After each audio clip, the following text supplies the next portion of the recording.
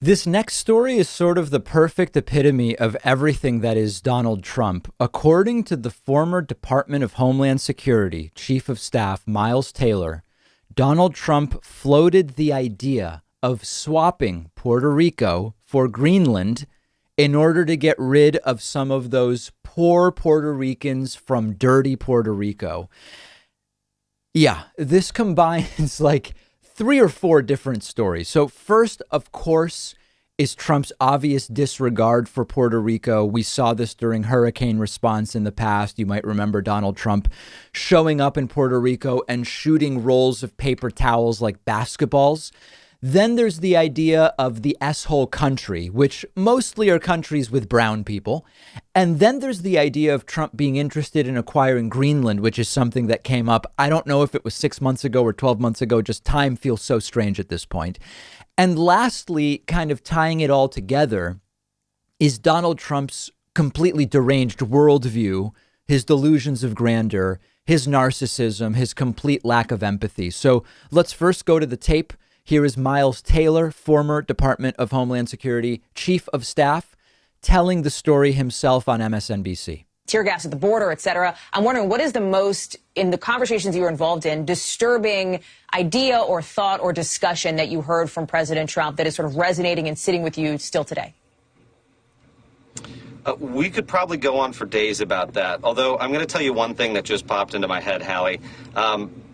There was a time when, of course, we were spending a lot of our days down in Puerto Rico after the hurricanes wreaked devastation down there, U.S. Virgin Islands, and other places. There was a trip that we made down there in August of 2018, and I remember before we went, the president said something, and your viewers are going to be somewhat familiar with this. The president's talked before about wanting to purchase Greenland, but one time before we went down, he told us not only did he want to purchase Greenland, he actually said he wanted to see if we could sell Puerto Rico. Could we swap Puerto Rico for Greenland? Because in his words, Puerto Rico was dirty and the people were poor. These are Americans, Hallie. And we don't talk about our fellow Americans that way. So this is really pretty wild and completely unconscionable and really something to contend with. It has to be an anecdote for some kind of Hall of Fame, although I don't know what we would be commemorating in this Hall of Fame. It wouldn't be anything good, but it seems like that anecdote is historic in some sense. And I'm reminded of what Michelle Obama told us during her DNC speech on the first night of the Democratic National Convention Monday, which was, if you think things couldn't possibly get any worse, they can and they will if we don't make a change this election. Now, merely as a thought experiment, if Puerto Rico got to become part of Denmark the way Greenland is part of Denmark now, Puerto Ricans might actually be better off, because my guess is Denmark wouldn't do to Puerto Rico or neglect Puerto Rico in the way that Donald Trump has neglected Puerto Rico. So from the standpoint of the Puerto Rican people, it may be interesting to them to actually become part of Denmark. But of course, this is completely crazy in every sense. And it's very funny to hear the right continue to insist that Latino voters are they're on the verge. They're so close of becoming Republicans and abandoning the Democratic Party. Then you hear this, and it's very hard to fathom that that's the case. And of course, Cubans are the most conservative Latino group in the United States. Other than Cubans, there is very little Republicanism among Latino voters, Puerto Ricans, Dominicans, Mexicans, Argentinians, so on and so forth. And then, by the way, everybody who talked about we need a business person running the country like a business, this is what you get. This is what you get when you have someone who says, if a piece of my business isn't interesting, if a piece of my business is a loss leader, if it's not profitable or whatever, let me see if I can find some sucker to offload it to or sell it to. And that's how you get a president who says, maybe I could trade Puerto Rico for Greenland. I used the term earlier. We are reaping what we've sown. And that is exactly what you see in this story.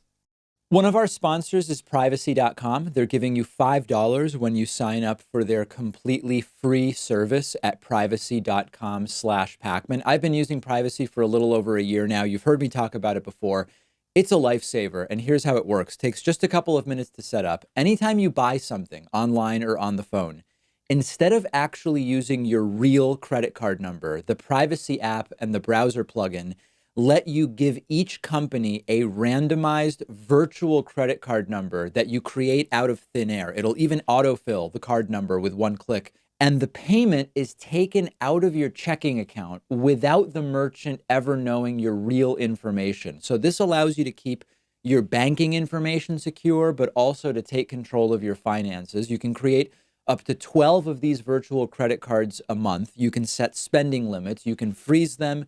You can delete them anytime you want. So when you do this, it means you're not going to be charged when you don't want to be, because you can destroy the virtual card number right after using it, which, for instance, I love using free trials because I know I won't be charged when the trial is over if I use a virtual credit card number. You're keeping your identity private by not telling companies who you are. You're keeping your bank or credit card info protected against data breaches and identity theft, and it's free. There's no catch whatsoever. But if you want, Privacy also offers a $10 a month plan that gives you 1% cash back and lets you create 36 credit cards a month, and a $25 a month plan tailored more for small businesses where you can create 60 card numbers a month and much more. But definitely go ahead and at least get started with the free plan. You'll protect your financial info. Companies can't charge you unexpectedly. And like I said, you'll get $5 to spend when you sign up at privacy.com/Pakman.